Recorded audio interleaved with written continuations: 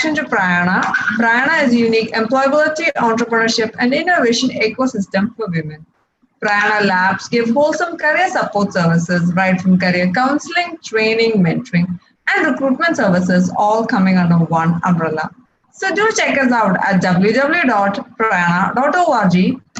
And in case you like what you see, please feel free to join us by registering at prayaana.in or by downloading the Prayaana app.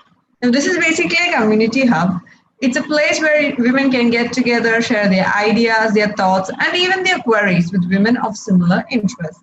The idea behind the platform was to create a space where women can get together despite their geographical locations and boundaries.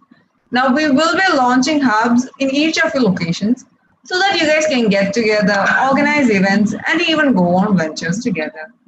So don't forget to download the Prayaana app. Now, before we go into the session, in case during the session you guys have any queries, please feel free to post it as a comment in the live chat box below, and we'll get back to you at the end of the session. So today's session is on the topic Unlearn to Learn, the fuel for career crossroad decisions. The session is going to be taken by Mr. Amith Vincent. Now, he has over 19 years of experience in the industry, in the training and learning industry, and has been in managerial and leadership positions in companies such as Microsoft and Convergys.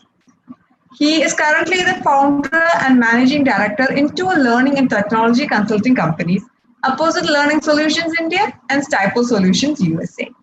The company Amith co-founded are instrumental in providing consulting and development services towards creating innovative and trend-setting learning designs, e-learning products, and software solutions for Fortune 500 companies such as Microsoft, Deloitte, and other Tier 1 MNCs. A very warm welcome to the show, sir, and over to you. Thank you, Chelsea.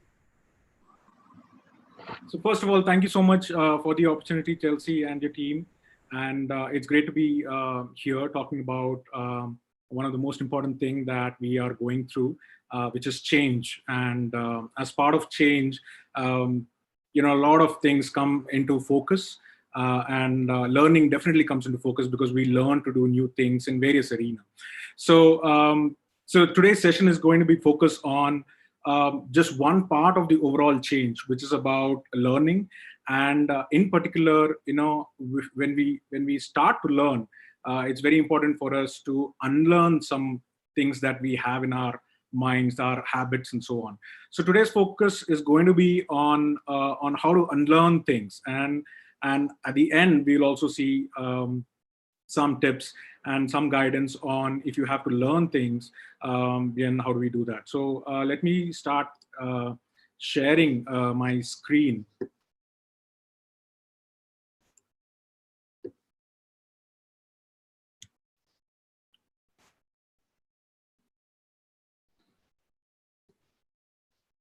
So as I mentioned, learning is something that we've been used to right from our childhood. We keep on learning things, and we keep on acquiring knowledge over the past many years that we've been learning, and our learning doesn't stop after our education.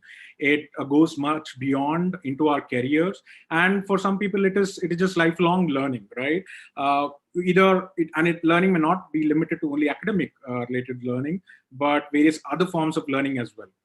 But many a times in our life, in everyone's life, we come across certain crossroads regarding our career, regarding our future.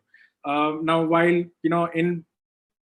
in general, we kind of have guidance on what to do in terms of our life, but in terms of our career, sometimes we kind of get confused. We're not sure which direction to take in that on that crossroads, and then we seek guidance on, okay, what is the best career decision for me. Now, while we've taken that career decision, while the first step has been made to take that decision, now there are a lot of things that you need to be successful in the path that you've chosen.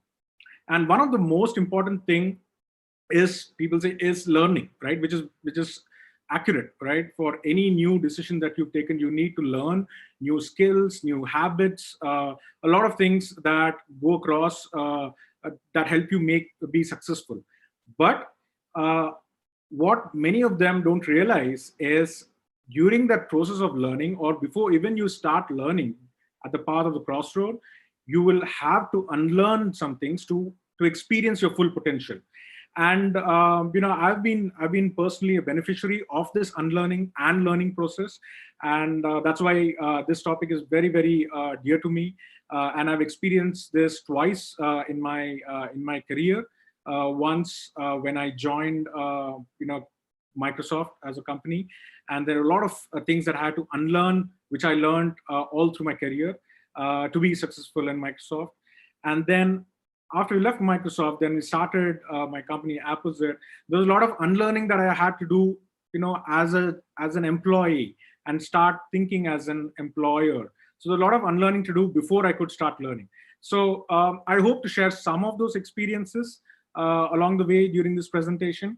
Um, some of my personal testimonies here and there, but in general, I'd like to talk about the process that is involved when you're at a career crossroads, in terms of how to unlearn and what to unlearn, most importantly. And then once you've unlearned something, then how to learn it back. Now, this may be very relevant for a few set of people, say for students who are looking to get into a new career or a new job, for employees who want to move on to the next level, and for entrepreneurs, say micro, small, and medium entrepreneurs, who want to gain more from their business, or who want to be successful. So I think for all these categories and much more, this entire concept of unlearning to learn is extremely important. Now, unlearning and learning is not something new. It's not something that has been invented, or it's been applied recently, but it's been there for many, many years. In fact, Charles Darwin once famously said that the ones who are going to be more successful are the ones who are more adaptive to change, and not just the strongest or the most intelligent. And this is a common misconception that people have when they are at their career crossroads, is that I need to be super intelligent, or I need to be having a particular skill set, right, to be successful. But it's not. It's more in terms of the willingness to change, and the willingness to unlearn some of the habits, some of the qualities that you have, so that you can learn those qualities and those habits that make you successful. And there are many, many books written about that, but we'll talk about some of the concepts in this presentation. Now, what is unlearning? That is one of the biggest questions that people might have, that, okay, we're talking about unlearning, we're talking about learning, and we're talking about, okay, it's great for, for my career, but what exactly is unlearning? So unlearning is the process of, removing something from your memory. It may be, it may be a habit, it may be a skill that you possess, it may be a characteristic, it may be your own personal trait that you have, that is stopping you from being successful. So it is very important that you identify what to unlearn and remove it from a memory. But removing it from memory is not just what unlearning is about. It is also about sometimes rejecting a previously held belief, something that you believed in lifelong, something that you believed all your life, something you've been taught by your elders, by your teachers, by your superiors at work, that, hey, this is the right way to do things, or this is the only way to do things.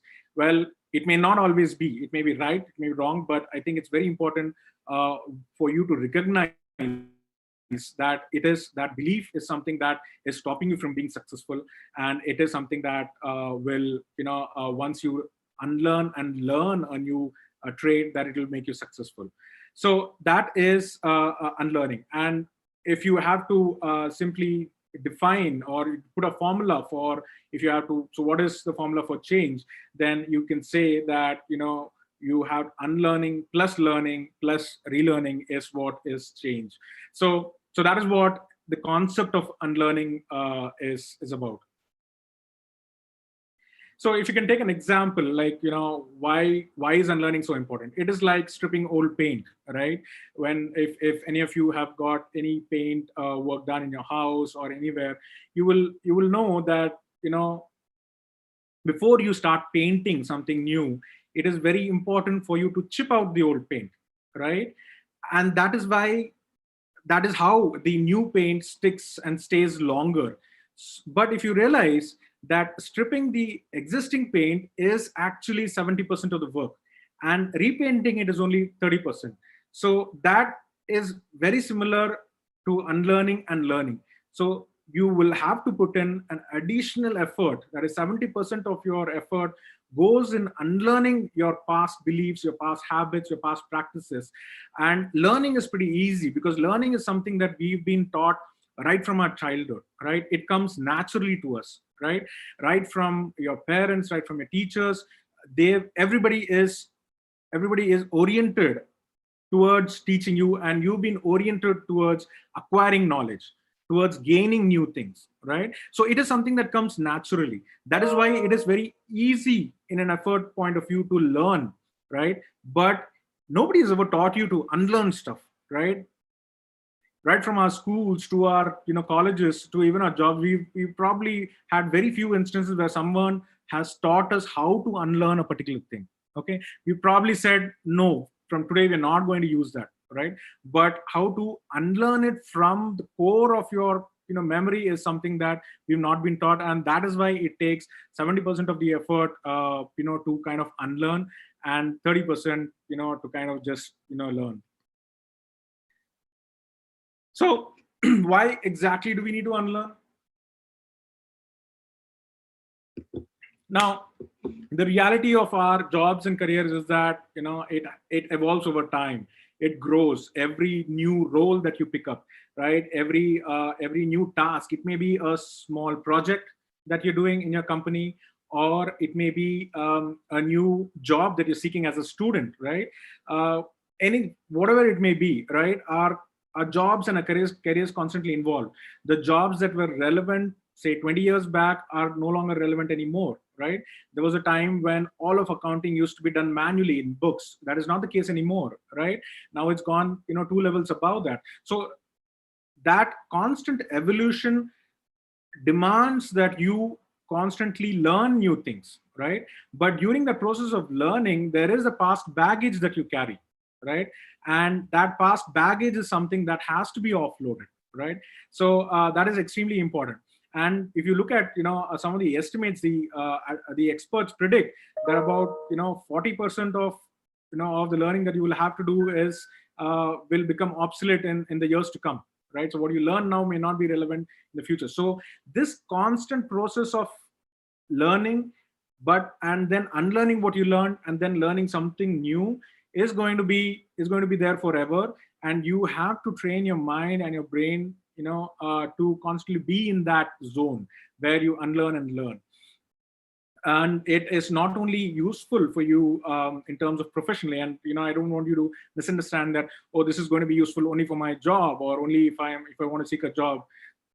But even personally as well, it can be extremely useful. If there's a personal trait that you think is hindering your relationships, then you need to work towards unlearning that particular trait, and then learning the positive trait. So I think it's extremely important for you to unlearn not just professional traits and skills and methodologies, but also in terms of personal traits as well.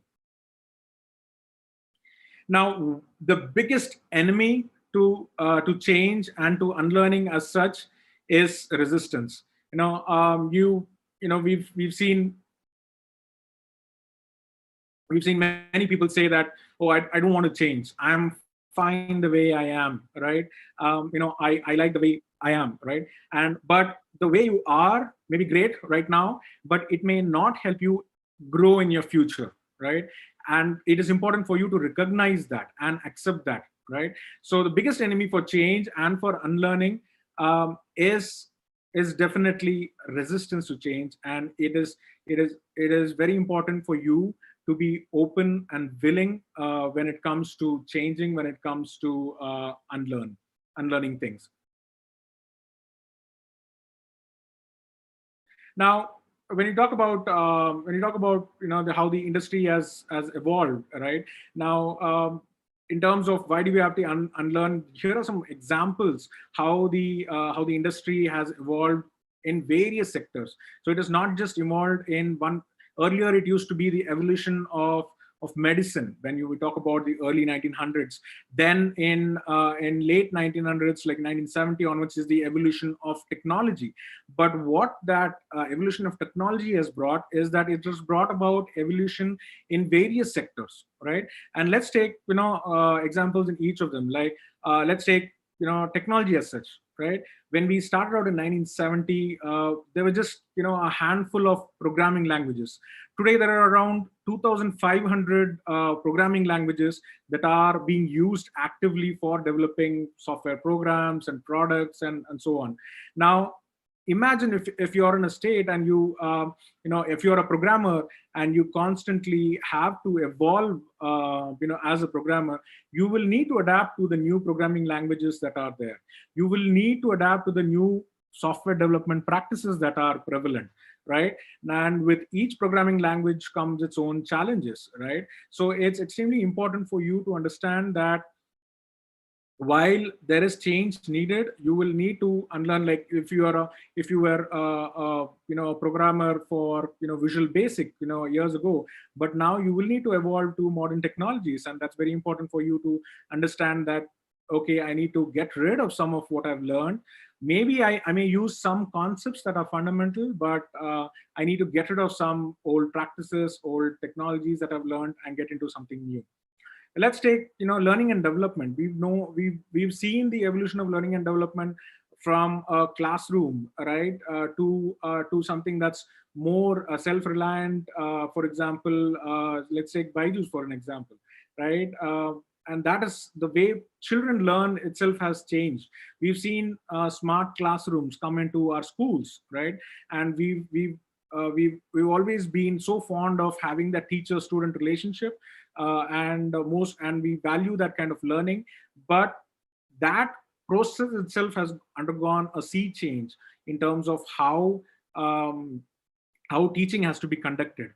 And teachers nowadays are accepting and adapting to the new technologies that are prevalent.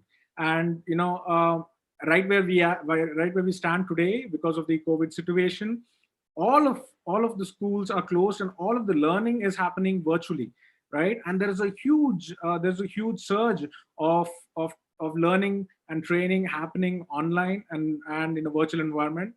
And the people who are really successful right now are the ones who adapted this years ago, who adapted technology, and who are who are more adaptive to the new technologies, to the new theories that were coming along.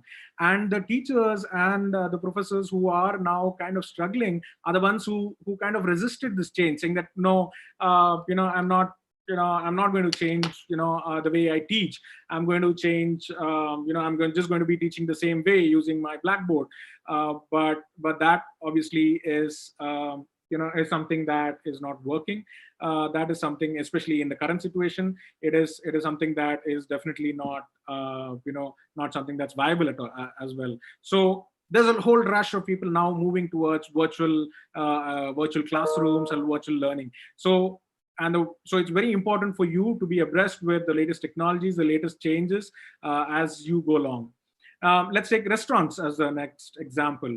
And we know that the concept of restaurants earlier was people would go in and dine in, but now with Swiggy and Zomato and various other services coming along, we've seen restaurants being more profitable from their online sales versus the offline sales. So there's a whole lot of change going along there, and restaurants have learned to adapt to the new technologies and have learned to adapt to the new way of doing things. Imagine if the restaurants nowadays say, I am not going to allow the Zomatos and the Swiggies to enter into my restaurants now. That is just not going to be that's just not going to be viable for the business, and the business will shut down, right? So that is the kind of change that I'm talking about. That is the kind of unlearning and learning new things that I'm talking about in every sector. E-commerce as well, right? We've been so passionate about shopping, in the markets and in the bazaars, but with e-commerce, with say Amazon and Flipkart coming along, that whole concept of shopping itself has changed, and there are more people who prefer online shopping than offline. So imagine if the traders say that, no, I am not going to put my products online, they're the ones who are going to be the losers. They're the ones who are not going to progress. And the delay in them adapting new technologies is going to be much more expensive for them than it is for the others. So if for every day that they resist the change, they are going to be making less money, right? Or they are going to grow, lesser than their competition. So it's extremely important for people to adapt to change. And finally, let's talk about advertising, right? Advertising has changed tremendously, right? From the time where we just used to create video ads, advertisements that used to come on TV, to now what the way digital marketing has changed and evolved is just phenomenal, right? Now there's a lot of artificial intelligence being included into the advertising sector, where they can predict what you might want to buy, right, and advertise those products to you accordingly in your Facebook. You would have seen this in Facebook. When you're scrolling your Facebook, you get prompts for certain products that you may be thinking to buy. Now how does the system know that you want to buy those things, right? So that is where the entire artificial intelligence in marketing comes along. So they kind of track what kind of products you bought in the past, and they predict a pattern, and they provide you with those particular products so that you tend to buy more. And that is where advertising comes into play. And imagine if advertisers now resist digital marketing and they say that, hey, I'm not going to advertise digitally.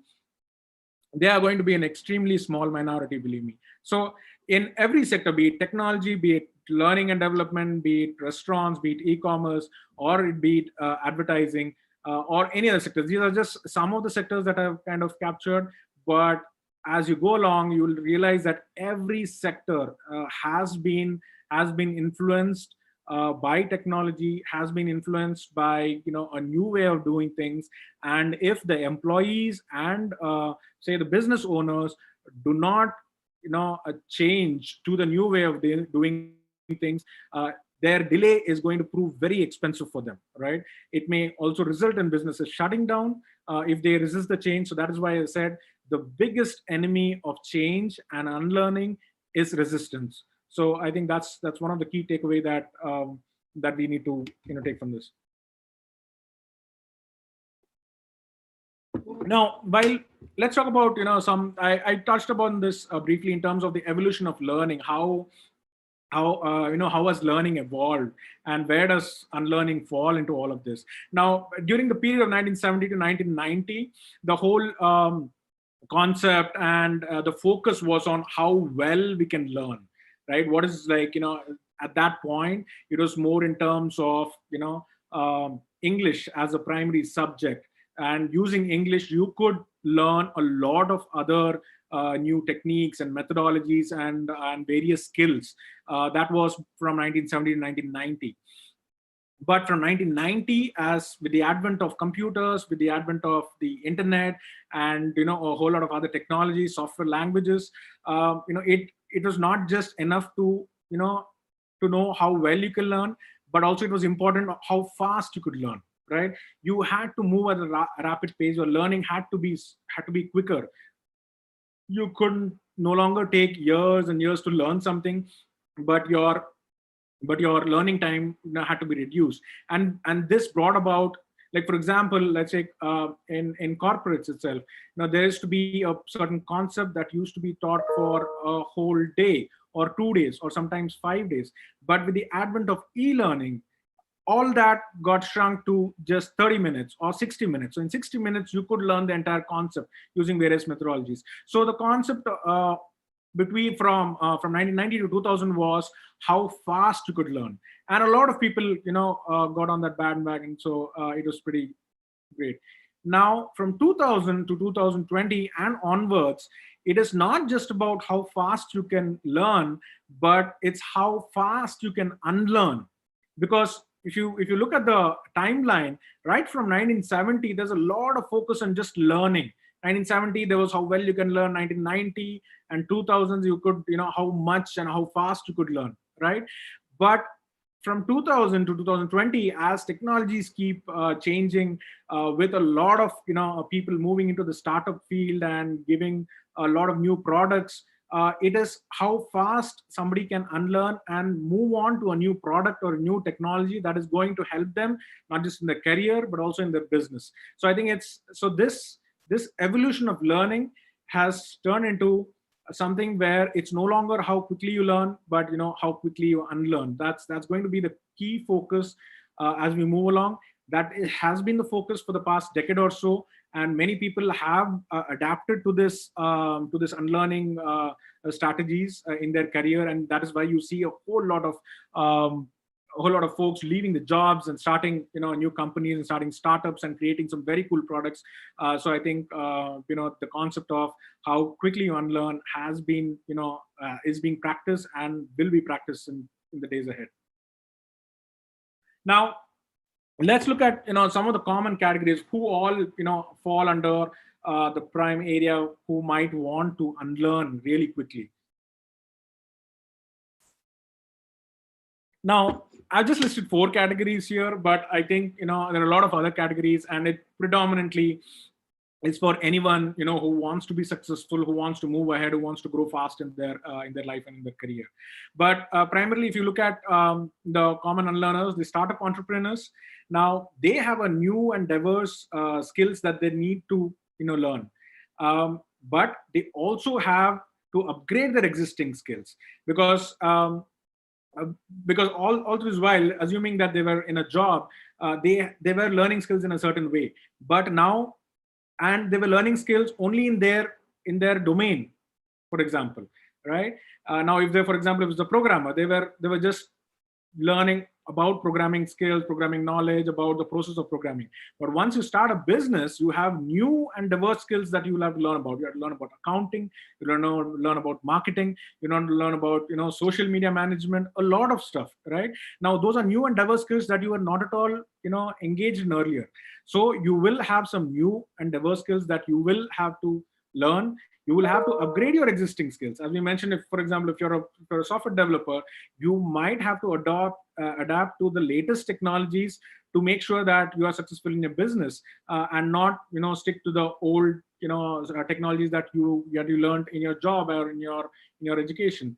But apart from that, there are new work styles as such to learn as well. For example, it's very easy for people who have cushy jobs to say that, okay, I'm used to the 9 a.m. to 5 p.m. culture. But when you start up when you have a startup, and if you're an entrepreneur, there are no boundaries to the time you can work. But that is particularly if you're starting up, because that is the amount of passion you have, that is the amount of focus that you want to give for your job. So there is a work style change that happens as well that you need to adapt, and you need to learn about those. Now, the other category is folks who are back from sabbatical. They have taken a break, for example, from their jobs. They've been, and these may be high-flying professionals who are very good at their job, but they had to take a break either for family reasons or for some other personal reasons. Some of them have children and want to spend a lot of time with children, so it may be those kind of people as well. Now, when they come back into the into the career domain, now, if they think they can just pick up from where they left, I think they're going to be in for a rude shock, because even if they've taken a sabbatical for a year or even 2 years, then that is a huge amount of time in terms of the evolution of career, which you've seen earlier. Now, which will mean that they will have to upgrade not just the existing skills, right? So if for example, if you're a content writer or instructional designer, now, if you had a certain way of doing things, now you will have to upgrade to the new technologies, to the new concepts that are that are existing right now, and not the concepts that were existing earlier. If you're a teacher, for example, right, and you were teaching 5 years back, the teaching that happened 5 years back versus the teaching that happens now is totally different, right? It has moved leaps and bounds. And it's important for folks who are joining back their careers to first know what is in vogue, so to speak, in their career, and to upgrade in that in that field. Now, apart from just the existing skills, again, for the people who are back from the sabbaticals, will need to refresh their work styles. Right now, for 5 years or 4 years, they have been in a different work environment. Maybe it was not a formal work environment, but now they're coming back to a formal work environment. They need to adapt to what is the new normal for them, right? And again, as I said, if they still think that the work style that they had in the past is going to exist now, it's going to be very different. Now, a lot of companies now are very open to work from home. A lot of companies are open to working virtually at different time zones as well. So all of that need to be taken into consideration when you're coming back. So there's a whole lot of learning and unlearning that needs to happen for people who are coming back from sabbatical. Students are the next category. Now, students have to learn new work skills from scratch, and new work styles as well. Now, if students are thinking that that a job, when they get into a job, it's going to be the same way as it's going to be in while they're studying, then again, it's going to be a surprise for them, right? So because whatever they may realize that whatever they learned in the education, they may not exactly apply all of it in their jobs. There may be a whole new set of skills that they will require in terms of communication, in terms of client handling skills, in terms of teamwork, right, in terms of leadership skills, right? So there are a lot of things that that is expected out of them, and unfortunately, unlike the education system, the corporate world doesn't provide a lot of time for you to learn and adapt and things like that. They evolve rapidly, and they expect you to learn rapidly at a fast pace and be productive fast. So it's going to be very important for students as well who are starting the career to adapt to new work styles and new work skills. And while all of this is for three categories. Now, there are employees who have jobs but who may want accelerated growth, right? You've been stuck in the same position for 3 years, and you're thinking, what am I doing wrong? How do I grow? I'm seeing people who joined with me are moving ahead, right? So why am I not moving ahead? So those categories of people who want to move ahead and be successful as well need to be unlearning a few things and learning new things. So what are some of the common things to unlearn while you're talking about unlearn? So there can be many things, again, that you might have to unlearn, and pretty much it really depends on what is the kind of future that you're looking for at the crossroads. But some of the common things that you can unlearn is in terms of past processes or methodologies, and unlearn the way you communicate, right? You need to be more impactful in your communication, right? If you were not already, then you need to unlearn the technology that you use. If you are using outdated technologies in a world which has gone ahead, then you need to adapt to new technologies. If you're using an older version of Windows, then you need to move to the latest version of Windows. Similarly, if you're using an older version of, say, a mobile, you need to move to a new version of mobile, right? That happens naturally. Similarly is with the kind of technologies that you use. Now, with the entire, virtual working environment, you need to know what are the technologies that are going to be used in the virtual working environment, and not just know about those skills, but also be fluent with those skills. So I think you need to unlearn the old technologies and learn new technologies. And moreover, so in terms of unlearning the skills that stop you from getting to the next level, right? Now, this is pretty broad, and the reason it's broad is that it may be not only related to a work level skill, but it may also be a personal trait, right? If there's a personal trait that's stopping you, right? If you're one who holds yourself back when it's time to give ideas, then that is something that you might want to unlearn and start working on how to evolve from that state you are. You might have to unlearn past time management techniques, right? You might have to adapt new tools. There are a plethora of apps and tools that are designed precisely for you to manage your time accurately and effectively. So you need to know what those are, and you need to move on to them really quickly. And you need to unlearn the way you define your career and life goals as well. So if you're stuck in a job for a lot of time and you're thinking, why am I not growing, then you need to ask yourself if you've defined your career and life goals properly, right? And if you're not, then you need to unlearn the way you define those goals, right? And learn a new positive way of defining goals.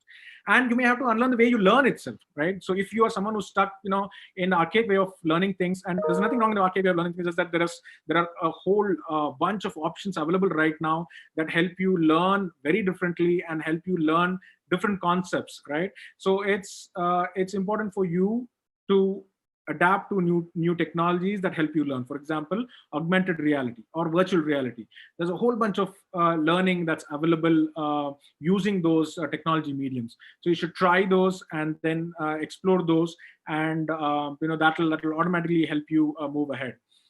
Then finally, I think while you're learning about skills and learning about technologies and other things, it's also very important for you to unlearn the way you network. If you're someone who doesn't like to network well, then that is something you have to immediately unlearn and spin your web. Create a broader network of people that you might want to be in touch with, people you might want to share ideas with, people you might want to bounce off new projects, work with new projects for, and so on. So you might want to unlearn and spin a whole web to create a new network.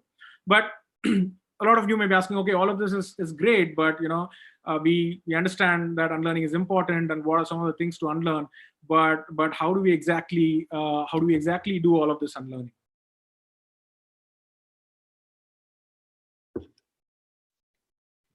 So there is a concept called embracing the fog, and that's very relevant when it comes to unlearning. So you have to accept the fact that when you're at a crossroads and when you have to unlearn, you have to accept the fact that you are in a fog kind of situation and you cannot see the future, and that's pretty obvious. But if you've ever been in a fog, and and it's in your path, that what the road lies ahead, right? You've been on that road multiple times. For example, you've been on that road almost every day, if it's outside, where you travel frequently.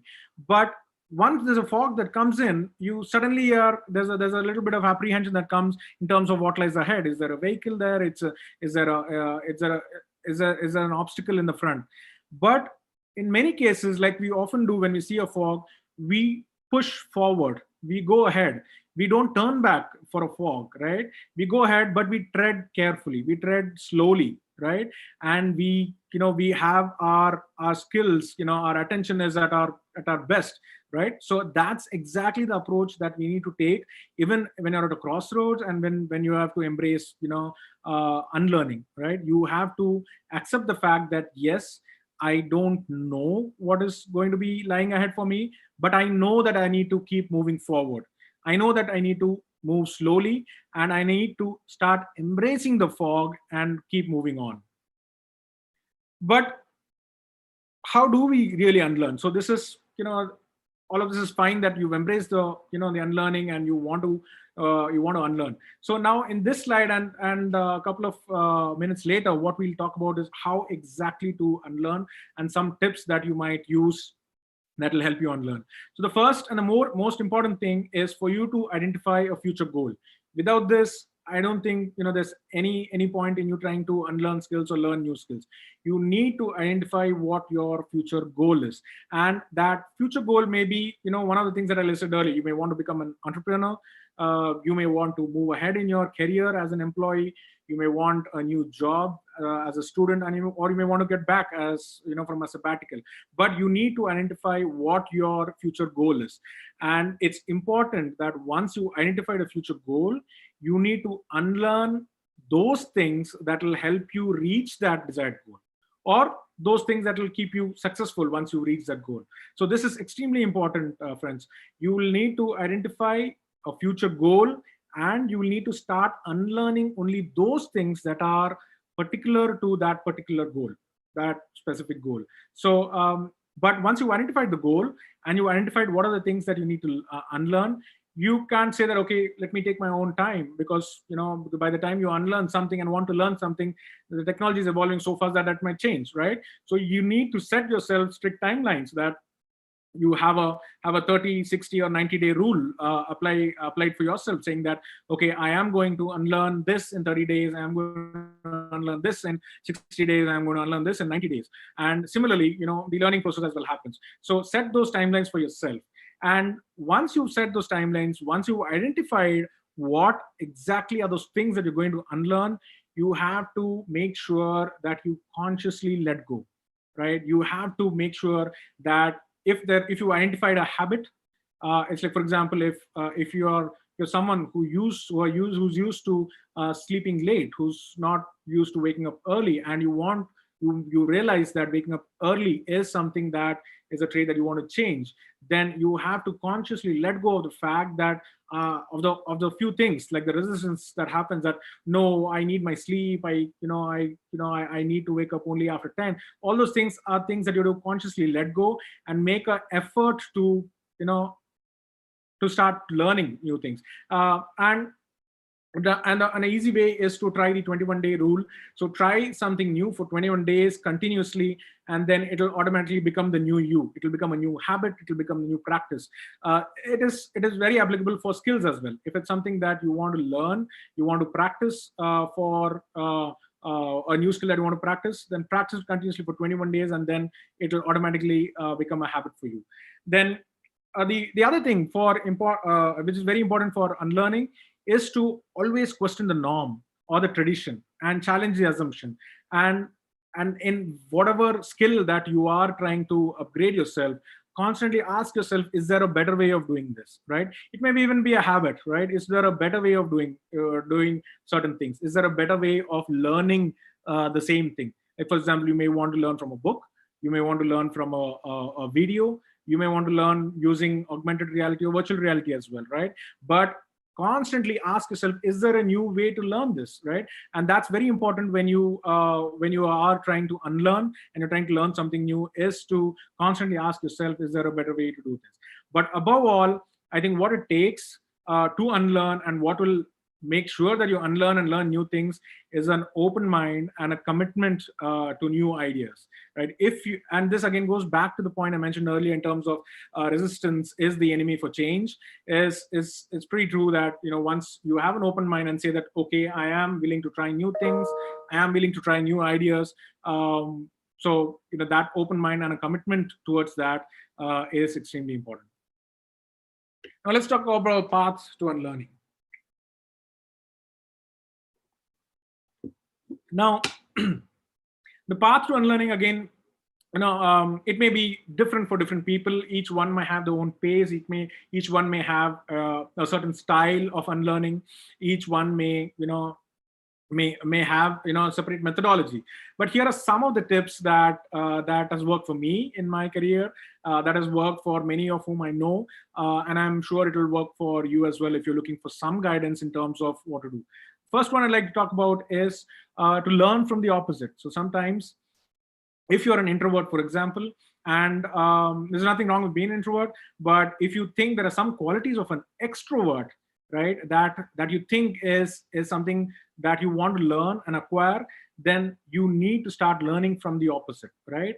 And it may not be an entire personality, but even if it's a way of doing this, if you're doing things in a certain way and there is an opposite way of doing things and that is working as well, then try to learn, right? The easiest way to do this is observe 3 things that your opposite is doing differently, and ask yourself that, is that an efficient way that you can adopt, right? So it may be a habit, right? It may be the way they communicate, it may be the way they write emails, right? It may be the way it may be the way they learn things as well, right? If they're doing things differently, right, try and see if you can adopt those things, and just take 3 things to start. Don't just take the whole gamut of things. Just observe and identify 3 things that really appeal to you and say, okay, these are the 3 things that I'm going to work towards learning from my opposite. Then another tip that might help is to identify a role model, right?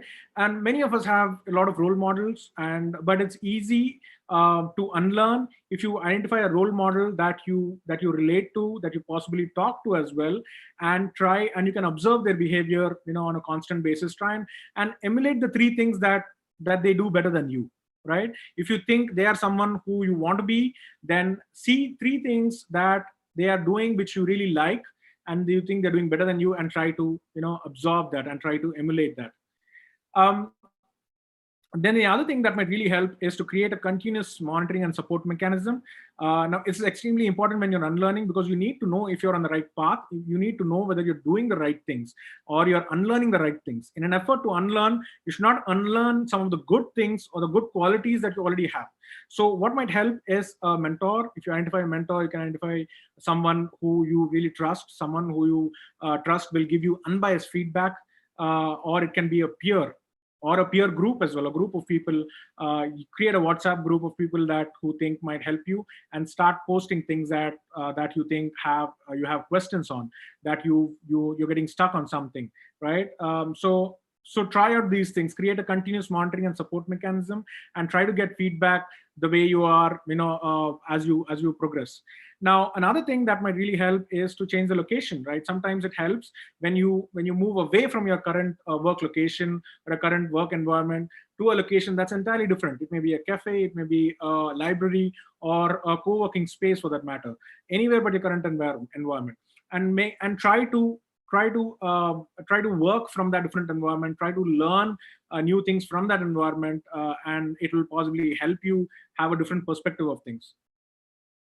And as you go along, I think it's very important for you to set small and attainable goals. Don't try and say, tomorrow I want to be the CEO of a company, right? Tomorrow I want to achieve the biggest goal that I had.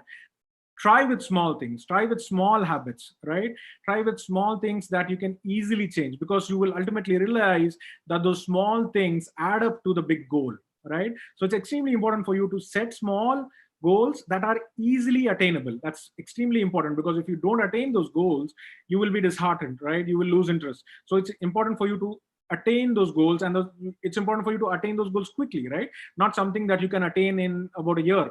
Try to set something that you can attain in 2 weeks, right? Or 3 weeks, right? Or in 21 days, right? Start setting those small goals. And once you reach those goals, right, don't forget to celebrate. Just go to the cafe, spend, celebrate with your loved one, or whatever way you like to celebrate, right? So don't forget to celebrate those mini successes, because those are going to be important. And above all, I think in all of that, while during this process of unlearning, you will realize that you're going to be doing a lot of things that are pretty odd, right? That are not the norm, and people may end up laughing at you. People may end up, ridiculing you, that, hey, look how is he talking, or this is not the right way to talk in public, for example. This is not the right way to learn, for example. So don't be afraid to look stupid. It is only temporary. It is only during the period that you're unlearning that all of this is going to happen, because once you are done with that phase, you are going to come out as a better person. And but during that period, don't afraid to to experiment. Now it's time to learn. And once you now we've talked till now we've talked about all the things that we need to do to unlearn, and the various tips and tricks. But let's talk about how do we even learn as well once you unlearn the process, and what are some of the things that you can learn, and where you can learn some of these things. Now, we're not going to talk a lot about learning, because as I said, our mind has been conditioned. We have been conditioned from our childhood to kind of acquire knowledge and acquire learning. So we know how to do this. But there are just a couple of things that you might want to learn, especially when you're unlearning new things. First of them is technical skills, right? You absolutely need to focus on your own subject matter expertise, and also technical expertise that will help you increase your efficiency. You will have to learn about soft skills. It may be interpersonal skills, communication skills, leadership skills, any of that that you may not be having. You may be having some of these, but you may not be having some of what is listed here. So you may want to pick up one or two soft skills that you want to improve, and set yourself through that 21-day rule, set small attainable goals, and and move ahead with that.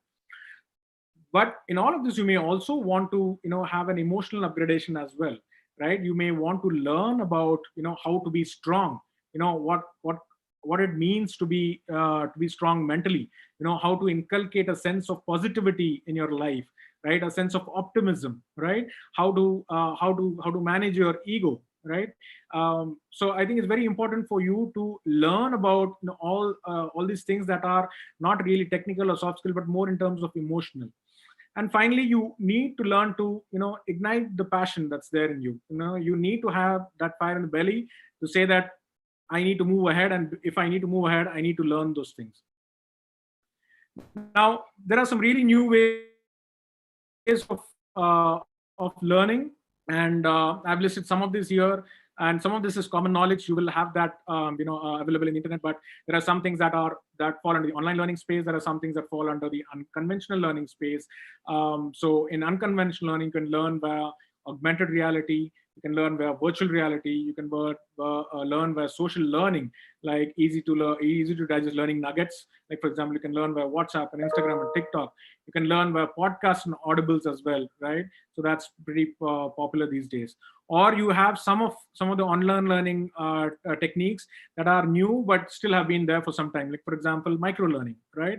Learn in just 2 minutes. It may be a marketing concept, it may be a particular skill. So you can learn in just 2 minutes while you're traveling in your metro, or if you're traveling in your car on your way to office, you can just learn a new concept.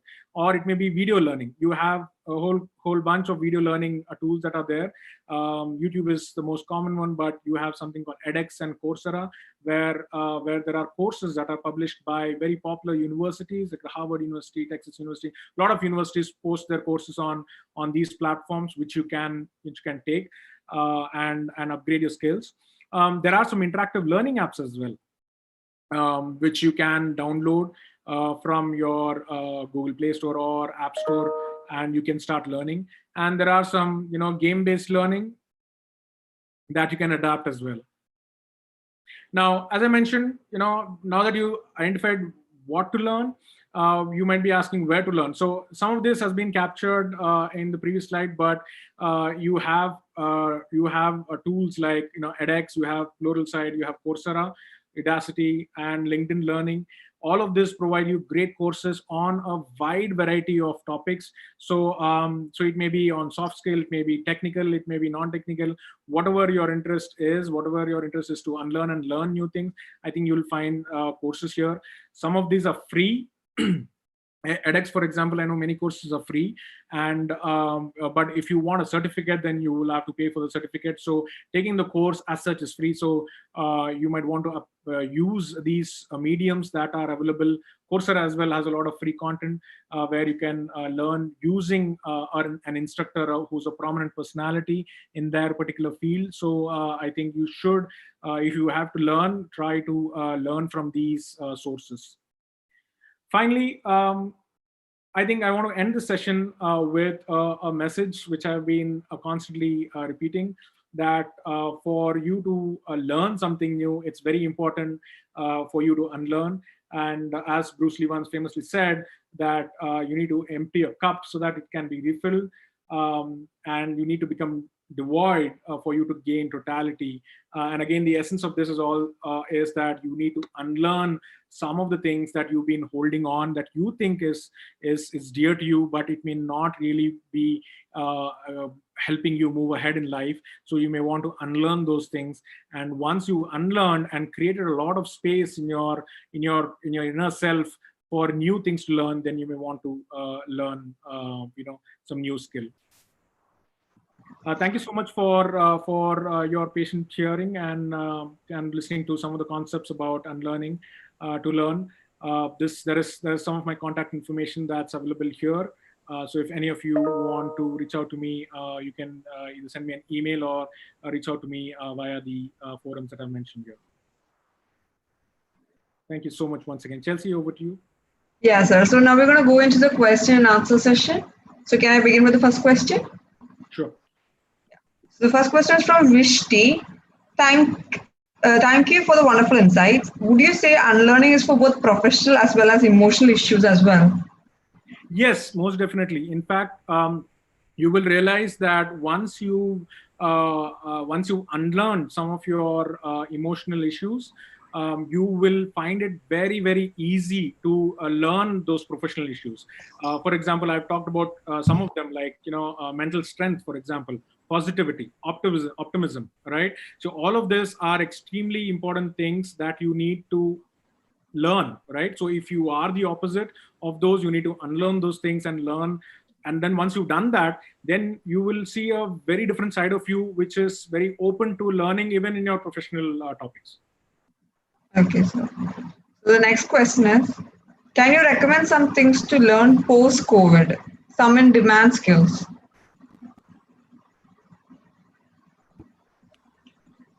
Now, it actually depends on the area of interest for that particular person. So if you really know what exactly you want to learn ahead, as I said, you need to identify a future goal, particularly for after COVID. If you know that, okay, this is what I want to do. Now, COVID has, fortunately or unfortunately, it has provided a crossroads for many people, right? Now, where do we go from here? Like people, many people I know have lost their jobs. Like many people I know have shut down their business, and they may be at the crossroads wondering, okay, what do I do now? Right now, instead of being generic and saying that, okay, let's unlearn these things and learn these things, it's very important for you to now just take a moment and say, okay, what do I want to do next? And depending on what you want to do next, you will need to identify what you need to unlearn. So for example, if you're in a job and if you want to start a career or want to start a business, then you need to start unlearning how your mentalities, your habits as an employee, and start learning habits about how to be as an employer. So the next question is, what do you think is the future of college education? Will university education be... Sorry, the last part got cut out, Chelsea. Can you repeat? Will university education become extinct?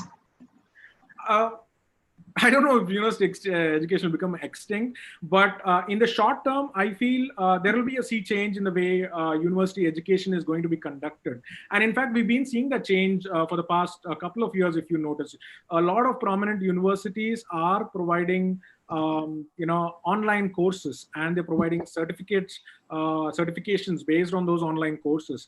But that does not mean that they've stopped providing a classroom-based training or courses, right?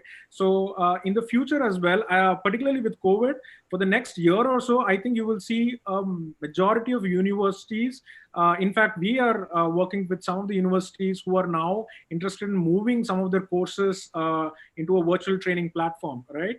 So it will move in that direction in the short term, but once, say, the entire COVID situation dies down, some of it, that percentage may decrease. For example, right now, if around 80 or 90% of universities are moving towards a virtual training environment, post-COVID, we will see that number dropping to, say, 40 or 50%, while the rest of them may resume classes. Okay. So the next question is, how can faculty who are used to old methods in teaching upgrade themselves? Can you recommend any courses? Yeah, there are plenty of courses actually. So for faculties who are used to teaching in a different way, I think if you go to Coursera, or if you go to the other tools like edX, for example, there are a lot of free courses there. And if I can send specific courses based on what they want to teach.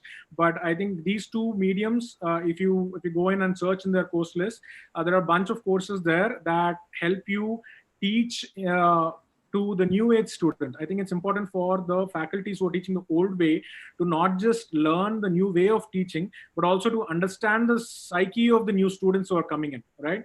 Because there is a huge generational gap in the way the teachers have been teaching, and the teachers have learned what they've learned, versus the students who are going to learn. Like students nowadays have an attention span of just 8 seconds to 12 seconds, right? So that is the kind of students that we're dealing with, right? So it's not just about the techniques of teaching things, but also you need to understand who they are teaching to, what is the psyche that that the students have, and how to adapt to that. So I think all of this is covered in plenty of courses in those two mediums. So I think you should explore those two mediums to find courses specifically for that. Okay, so now the question is, what do you think will be the direction of corporate L&D? Will more companies shift to e-learning? E-learning is actually pretty prevalent, I feel. In fact, I started my career in 2000, and then I started out doing e-learning, right from my first year. So I think it's been there for long, but that's a great point that someone brings up. That will a lot of companies move? And I think the answer is yes. In fact, we have seen ourselves a surge of around 200% in terms of leads for people who are wanting online learning. There will be a surge in companies moving not just to e-learning but also virtual training, right? So training via web conferences, training via Zoom is pretty popular these days. So there will be a surge towards that as well. But yes, as a whole, corporates and L&Ds have to move in that direction.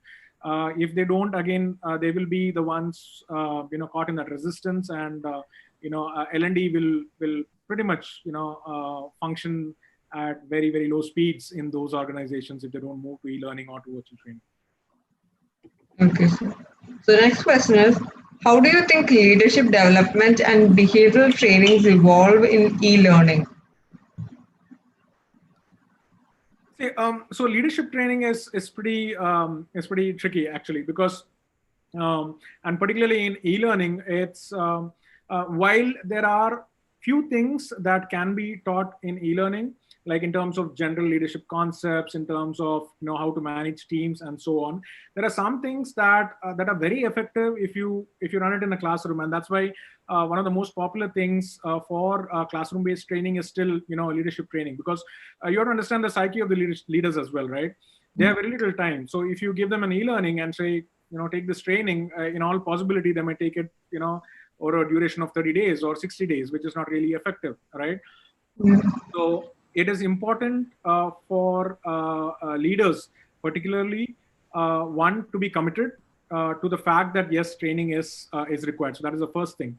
Second thing is, I think leadership training has to be divided into two parts. The one part where that can be taught by e-learning, which is the conceptual part, which are the theories, which are some of the practices in terms of guidance that can be taught. But there is another piece which I think still is very, very successful in a classroom engagement, and predominantly revolves around say role-based kind of activities, scenario-based activities. Put the leaders in a particular scenario, and then you expect and you gauge what their response will be, and you gauge how they will react to the situations. That is something that e-learning can do but I think it's more effective in a classroom. Okay. The last question, sir. So, sir, can you share some new trends in e-learning?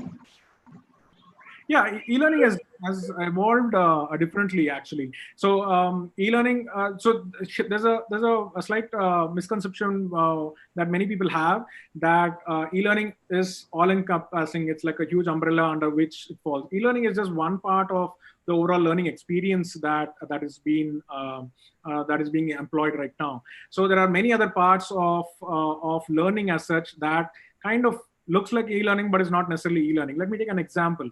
Video-based learning, right? Now, video-based learning is commonly understood as e-learning, but video-based learning is very different from e-learning. E-learning specifically talks about interaction-based learning, where you have to teach a particular concept using some level of interactions between the user and the designer who's designed the content, right? So there is that to and fro that happens, not live, but they create and give it, but that interaction happens. So that is predominantly what is e-learning. There are other forms of e-learning, or that's what you like to call it online learning, right? Which is what I just mentioned, that the video-based learning is one very prominent thing that is happening.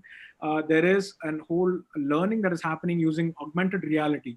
Everybody is on the phones right now. You just open a phone and you can create an entire learning environment within the gambit of your phone, right? That is a very interesting trend that is evolved and is very successful as well. You don't need people to come to the classroom. You don't need people to even take an e-learning, right? E-learning course. They can just take their mobile, scan a QR code, and then their learning opens up in their mobile. So that's a interesting thing that's coming up. Another interesting thing that's coming up is micro learning, and I mentioned, and those of you who've not should explore a tool called Google Primer, Now, Google Primer is a micro-learning tool, and it's available on Play Store and on App Store. And Google Primer has a fantastic user experience. It's just using cards. You just need to flip your cards, and each card has a certain bit of information that you learn. Very short bit of information that's easy to read, easy to digest, and easy to retain. So I think Google Primer is a very, very good example of a good micro-learning tool that people should evolve. But as such, I think the e-learning or online learning, as we like to call it, is moving towards virtual reality,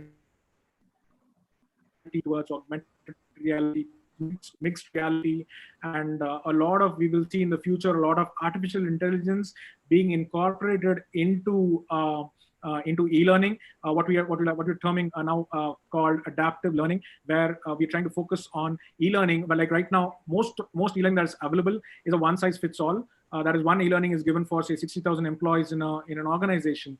But you have to realize that there are 60,000 different human beings who learn differently, who have experiences in a very, very different way, right? So when learning has to be imparted to those 60,000 people, why should we create just one e-learning course that applies to all of them? Like, it may be successful, it may not be successful, but I think the future is evolving towards that they will need to define how and what they need to learn. Like, for example, if there are 10 topics and and you're trying to teach all 10 topics to all 60,000 people, you might realize that half of those 60,000 actually know four of those 10 topics, right? So why should they go through 4 of those 10 topics? So I think the e-learning and online learning is evolving to that stage where it is going to be extremely hyper local, so to speak, to you. It's extremely individual to what you want to learn, what is the gap that you have, and you will learn only that. And e-learning is going to evolve to that stage. Okay, cool. So that was a really good answer, actually.